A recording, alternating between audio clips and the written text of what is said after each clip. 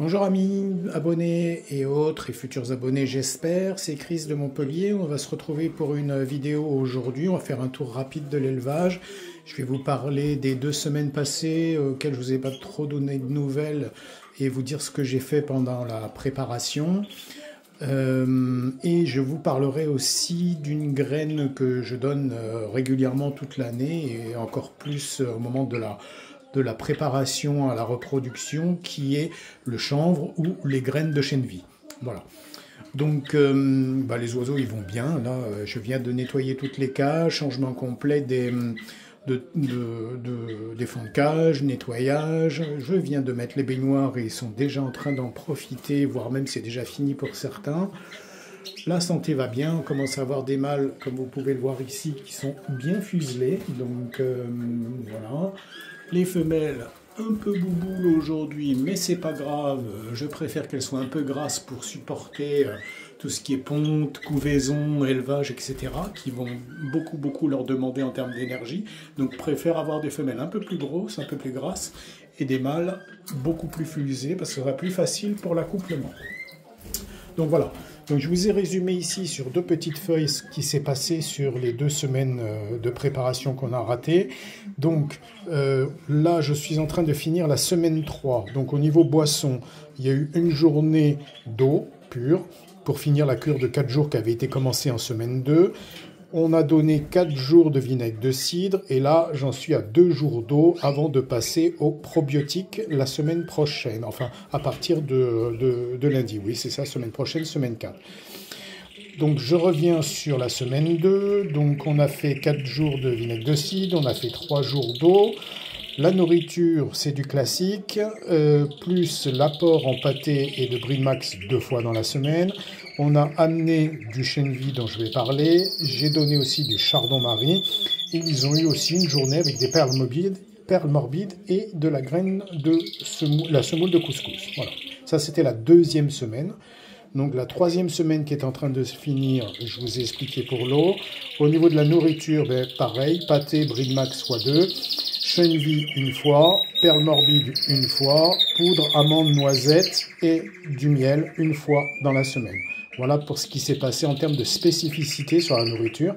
Sinon, vous connaissez à peu près le rythme de nourriture. Je m'y perds, excusez-moi.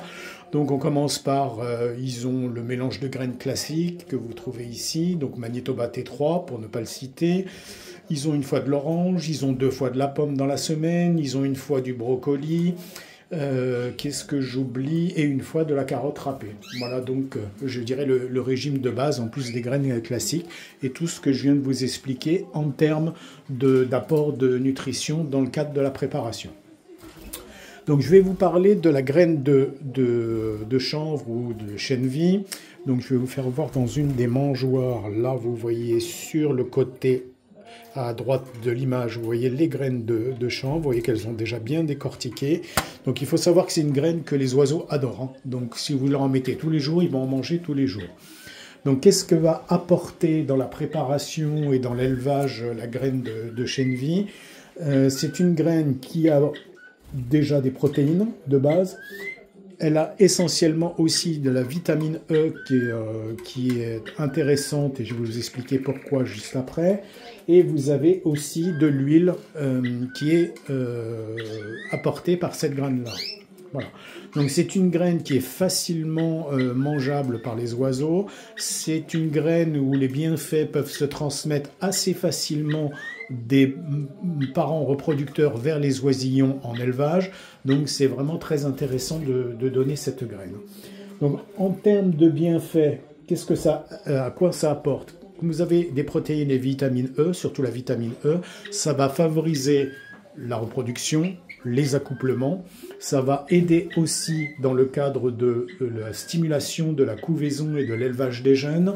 Donc vous voyez pas mal de choses qui sont très intéressantes pour l'élevage, pour la reproduction qui va arriver. Donc important d'en donner pendant la période de préparation. Moi ils en ont une fois par semaine et je vais augmenter sensiblement le rythme au mois de février et au mois de mars pour leur apporter la dose en vitamine E. Donc voilà tout ce qu'on peut dire sur cette graine très intéressante. N'hésitez pas à leur en donner. Donc il faut quand même rester mesuré, pas trop, parce que sinon vous allez avoir des oiseaux extrêmement excités et ça peut déclencher des bagarres et des mâles qui embêtent les femelles en train de couver, voire des femelles qui arrêtent la couvaison pour se reproduire à nouveau et recommencer un cycle et laisser tomber les œufs ou les oisillons en cours. Donc il faut être un petit peu mesuré par rapport à ça. Voilà les amis, ça sera tout pour aujourd'hui. N'hésitez pas à liker, à commenter, à poser vos questions et surtout à vous abonner. N'hésitez pas à aller voir les chaînes de mes petits camarades qui ont des jeunes déjà. Donc je pense à Canary 83, allez voir la chaîne d'Exotic Mania. Il n'y a pas que du Canary, mais il y a beaucoup de choses qui se passent en ce moment chez elle. Allez voir Passion Canary 85, allez voir Canary Culteur ou Passion Canary 62. Donc allez voir tous ces gens-là qui ont actuellement des choses en cours. Et je finirai aussi par quelqu'un qui s'est lancé il y a quelques semaines maintenant sur des vidéos sur YouTube, qui est Canary 31. Donc je suppose qu'il est basé à Toulouse, pas très loin de chez moi. Donc voilà, donc n'hésitez pas à aller voir ces chaînes-là, il y a plein de bons conseils, plein de beaux petits oiseaux à aller voir. Et donc n'hésitez pas à leur poster des petits commentaires et à leur poser des questions. Ils sont bien plus en avance que moi, mais on n'est pas dans les mêmes conditions d'élevage. Hein. Donc chacun a son rythme, chacun a ses habitudes.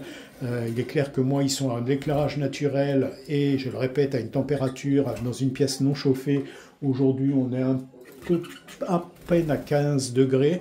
Donc c'est normal que mes oiseaux ne déclenchent pas la repro avec une durée du jour qui est assez courte. Donc pour les canaris, il faut 14-15 heures de luminosité et je dirais une température là au-dessus des 15 degrés pour ne pas perdre les couvées et les jeunes au nid. Voilà ce que je peux vous dire. Donc c'est pour ça que moi je me prépare d'une façon classique pour avoir des oiseaux qui commencent à nicher vers la seconde quinzaine de mars. Quelquefois un petit peu avant. Ça dépend de la météo qu'on va avoir parce que c'est très important. De ne pas se précipiter, d'être patient et de ne pas essayer de copier sans comprendre les conditions dans lesquelles on élève ce qui se passe chez les autres. Voilà. Donc, il est clair qu'aujourd'hui, vous avez des gens qui ont des oiseaux parce que ils ont 24 dans la maison, qu'il y a un éclairage artificiel de 15 heures dans la journée, et donc automatiquement, le métabolisme de l'oiseau réagit. L'essentiel est de respecter les 4 périodes principales pour un canari, c'est-à-dire la repro, la mue, la période de repos et la préparation. Si vous respectez ces 4 étapes-là, vos oiseaux se porteront bien, quel que soit le cycle dans l'année. Ça va bien se passer et ça va aller. Vous voyez, ça chante pas mal. Hein. Donc ils essayent surtout de couvrir ma voix, je pense. Donc n'hésitez pas les amis à aller voir leur chaîne, n'hésitez pas à poser vos questions. Encore une fois, je mets à disposition de certains, de ceux qui le veulent, mon calendrier de préparation. Je vais rezoomer sur les 2 dernières semaines ce qui s'est passé. Voilà, vite fait. Donc comme ça, vous avez les traces. Je vous fais aussi un petit zoom sur les graines de cheville, les bienfaits. Ça sera tout pour aujourd'hui. Je vous souhaite un bon samedi, un bon week-end. Et on se retrouve bientôt pour la poursuite de la préparation. Je vais attaquer à partir de lundi la 4e semaine de préparation. Donc, vous voyez déjà que ça joue pas mal sur le champ des mâles. Hein. Donc voilà. Voilà, à bientôt. C'était Chris de Montpellier.